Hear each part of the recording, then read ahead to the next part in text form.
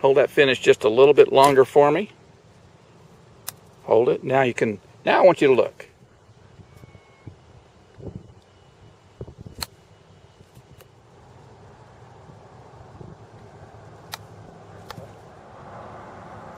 Don't rock around. Good. I heard the ground.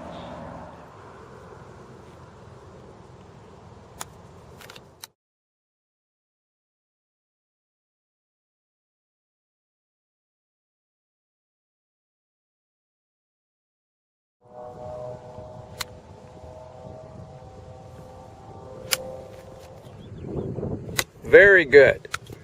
I don't care about the ball. The ball is just a tool to swing at, but your mind is working on the feeling to stay on the left side. One more time, one more. I want to hear that bump of that ground. That's the best one.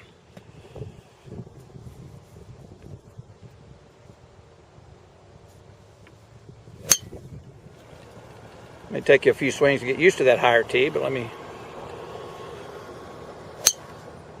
Much better. Oh, that was nice.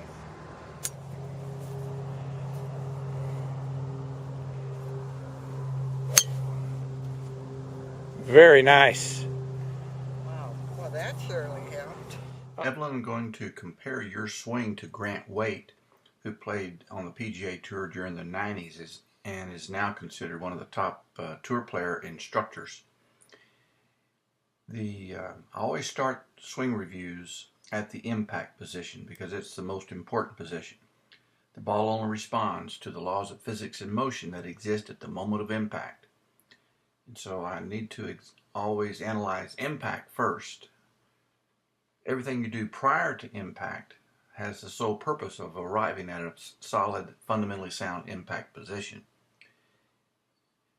It's certainly easy to see when I compare your swing to Grant how many really good fundamentals you have in your golf swing.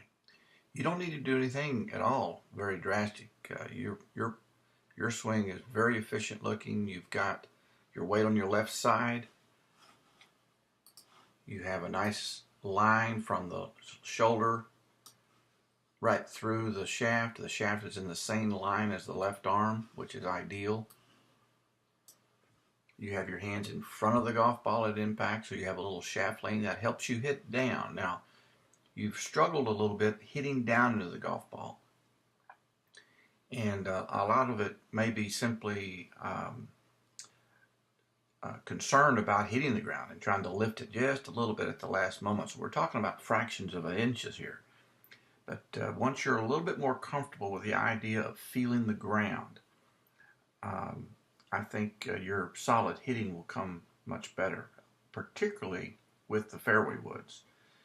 And so I don't want you having a lot of swing thoughts in your mind, because that can really cause you to not play well on the golf course.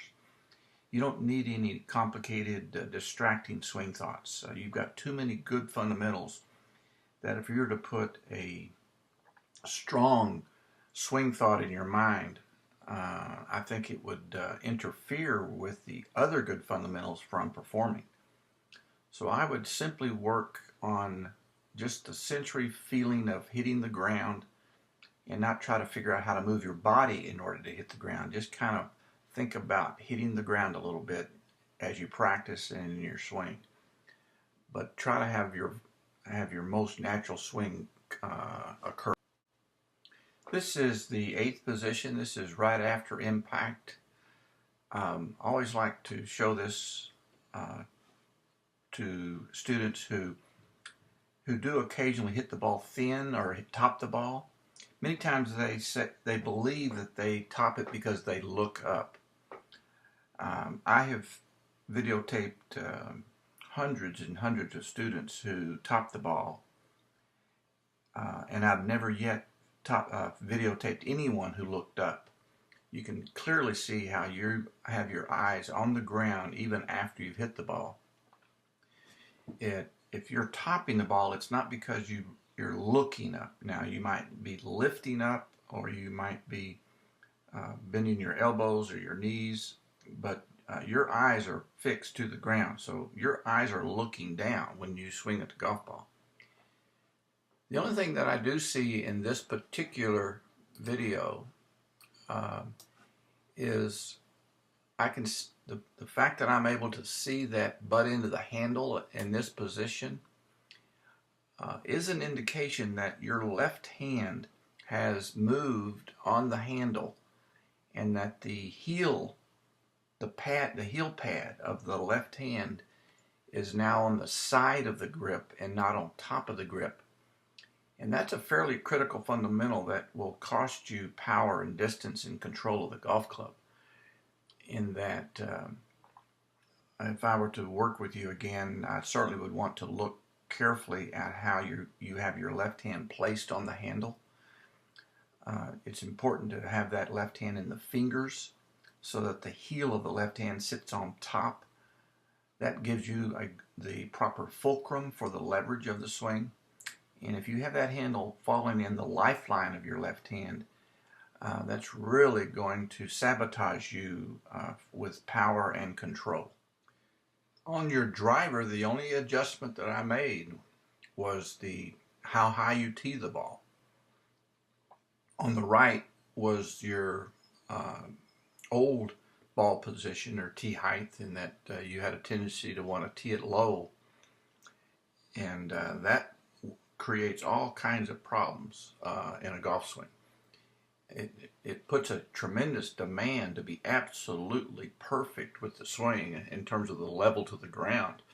And if you're a fraction low, you're going to hit the ground, and the subconscious mind tries to avoid hitting the ground, and many times you come in a fraction high, then you're hitting it below the sweet spot, or even topping it sometimes.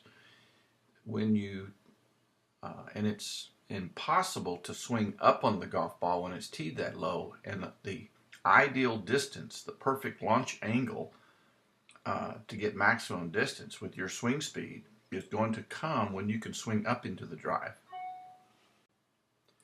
On the left, you can see I've teed it up much higher so that the middle of the golf ball is above the top of the head of the driver. By having the tee higher, you now are going to be able to swing up into the drive. If you did not hit a sweet spot with the driver, it is better to hit it slightly above the sweet spot than below. So when it comes to the driver, I don't want you having a lot of swing thoughts. You just make sure you tee it higher every time. My goal for every student is to shoot lower scores, and that we work on those things that will help us achieve that by working on the things that contribute the most to our high scores. When it comes to the driving, the only change you need to work on is getting comfortable with a higher tee. When it comes to the irons, your golf swing has super solid fundamentals, and you just need to practice and continue to practicing more on having that little bump of the ground with your swing. When it comes to the fairway woods, when you're hitting the ball that's on the ground, I can't remember if you had a 3-wood and a 5-wood. Only use your 5-wood and not your 3-wood until you become extremely comfortable with the 5-wood.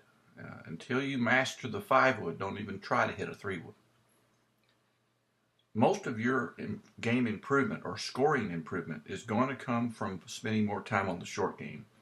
I would try to become an excellent chipper and an excellent pitcher of the golf club, so that your little half swings when you're close to the green, I want you to practice that more and more.